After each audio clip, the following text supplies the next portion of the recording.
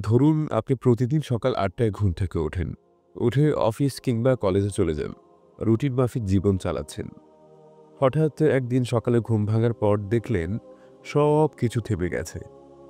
আপনি ঠিক আগের মতোই আছেন, কিন্তু কেউ আপনাকে দেখছে না, শুনছে না। আপনি চিৎকার করছেন, কাউকে ছুঁয়েও দিচ্ছেন, কিন্তু কেউ কোনো প্রতিক্রিয়া দেখাচ্ছে না। আপনি চিন্তিত হয়ে আয়নার সামনে দাঁড়ালেন। নিজেকে আপনি দেখতে পাচ্ছেন না। আপনি বুঝলেন আপনি মারা গেছেন। হ্যাঁ, এই মুহূর্ত থেকে আপনি আর পৃথিবীতে নেই। পরিবার আপনাকে খুঁজছে, কান্না করছে। অফিস থেকে ফোন আসছে, কই আজও তো এলেন না? বন্ধুদের গ্রুপে আপনি অনুপস্থিত। কেউ কেউ ভাবছে, আচ্ছা কোথায় গেছে ও?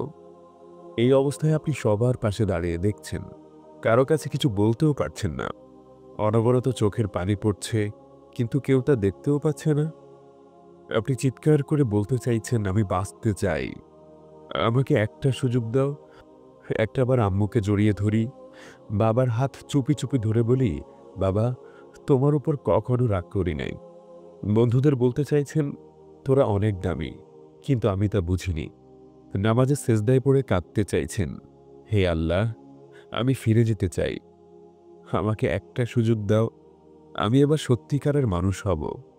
কিন্তু না, সময় শেষ। আর ঠিক তখনই আপনি ঘুম থেকে জেগে উঠলেন। শরীর ঘামে ভিজে গেছে। আপনি জানলেন এটা একটা স্বপ্ন, দুঃস্বপ্ন। কিন্তু সেই স্বপ্ন আপনাকে বদলে দিল। আপনি এবার আর দেরি করলেন না। আম্মুকে জড়িয়ে ধরলেন, বাবাকে সালাম করলেন, বন্ধুকে কল দিয়ে বললেন, তোদের অনেক ভালোবাসি রে ভাই। আর দেরি না করে অজু করলেন, নামাজে দাঁড়িয়ে গেলেন আল্লাহর সামনে। মনে মনে বললেন, হে আল্লাহ, এবার আর হারাতে চাই না, এবার জীবনটাকে উপহার বানাতে চাই। কারণ আপনি জানেন যে মুহূর্তটা সামনে, সেটা হয়তো আমাদের শেষ উপহার। তাই সমস্ত ইগো পরিত্যাগ করুন, মানুষকে ভালোবাসুন, ফিরে আসুন রবের পথে। ভালো থাকুন। আসসালামু আলাইকুম।